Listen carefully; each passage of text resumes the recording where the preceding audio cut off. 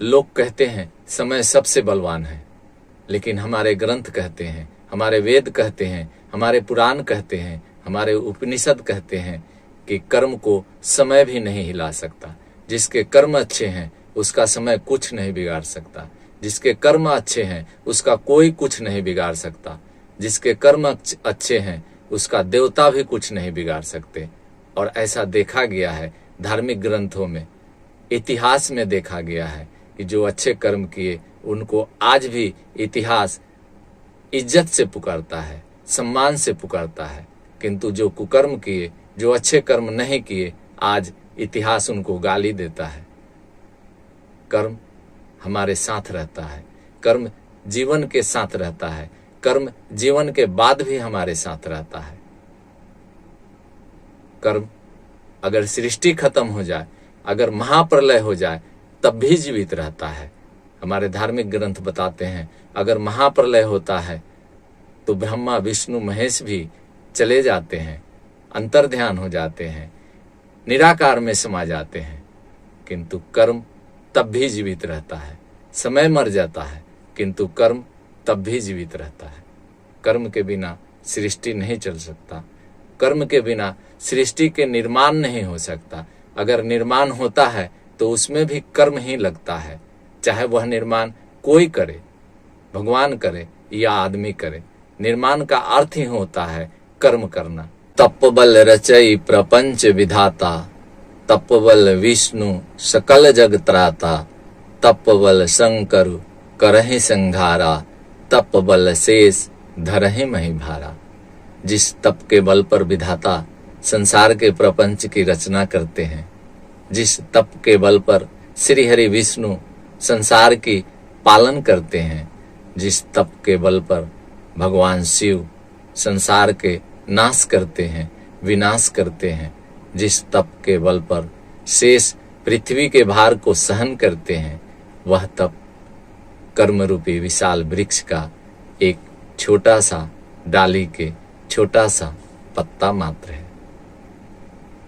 कर्म रूपी विशाल वृक्ष के छाया में बैठ करके ही ब्रह्मदेव अपनी रचना करते हैं, संसार की निर्माण करते हैं। कर्म रूपी विशाल वृक्ष के छाया में बैठ करके ही श्री हरि विष्णु पालन करते हैं और कर्म रूपी विशाल वृक्ष की छाया में बैठ करके ही भगवान शिव विनाश करते हैं, संसार के नाश करते हैं। कर्म रूपी विशाल वृक्ष के छाया में बैठ करके ही शेष पृथ्वी के भार को सहन करते हैं। अगर इनमें से कोई भी कर्म से विचलित हो जाए तो संभवतः संसार के संतुलन बिगड़ जाएगा। जिस कर्म रूपी विशाल वृक्ष की छाया में बैठकर त्रिदेव संसार के निर्माण को चलाते हैं, संसार का पालन करते हैं, संसार का विनाश करते हैं, आप सोचिए वह कर्म रूपी विशाल वृक्ष कितना बड़ा होगा, कितना फलदायी होगा। उससे कोई बच नहीं सकता, चाहे वह त्रिदेव क्यों न हो। अगर वह कर्म से विचलित होते हैं तो उनकी पद, उनकी गरिमा कम हो जाएगी। हो सकता है उन्हें हटा दिया जाए अपने पद से, अपने गरिमा से। हमारे धार्मिक ग्रंथों में ऐसा देखा भी गया है, ऐसा लिखा भी गया है। भगवान भी अपने कर्म से विचलित होते हैं तो एक सामान्य मानव भी उन्हें दंडित करता है।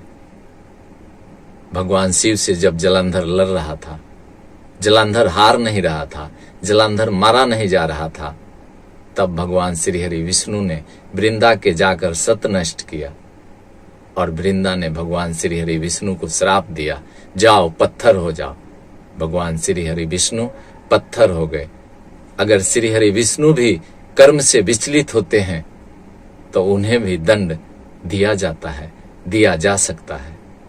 कर्म रूपी विशाल वृक्ष जिसकी जड़ें पताल के नीचे गहराइयों में है और जिसकी शाखाएं आकाश को चीरते हुए आकाश गंगा से ऊपर है, कर्म रूपी इस वृक्ष के छाया से कोई नहीं बच सकता। आप जीव की बात करते हैं, निर्जीव पदार्थ भी कर्म रूपी इस विशाल वृक्ष की छाया से नहीं बच सकता। यह संसार, यह त्रिलोक कर्म रूपी विशाल वृक्ष की छाया के दायरे में है, उसके अंदर है, उसकी परिधि में है। इसके परिधि से कोई बाहर नहीं जा सकता, चाहे वह ब्रह्मा हो, विष्णु हो, महेश हो। लोग कहते हैं समय सबसे बलवान है, लेकिन हमारे ग्रंथ कहते हैं, हमारे वेद कहते हैं, हमारे पुराण कहते हैं, हमारे उपनिषद कहते हैं कि कर्म को समय भी नहीं हिला सकता।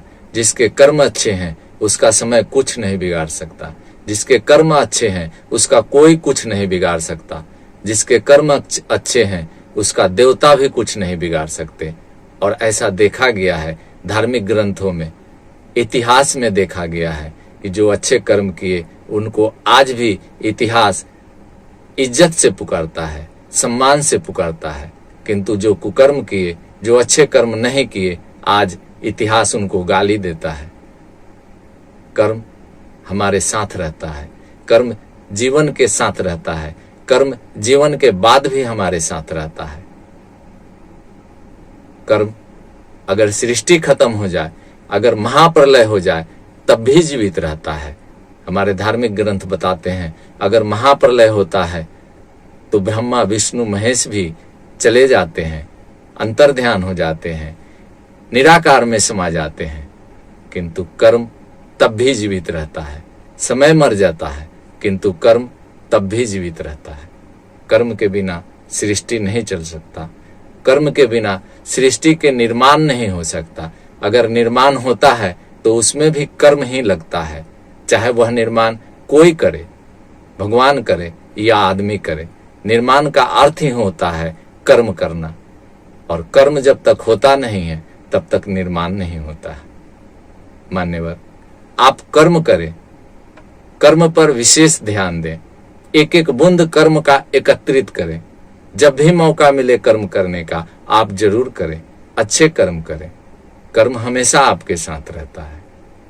कर्म कभी विचलित नहीं होता, कर्म कभी दिखता नहीं, कर्म अंधेरे में भी आपके साथ रहता। इस वीडियो में इतना ही, अगले वीडियो तक मुझे इजाजत दें। जय श्री हरि।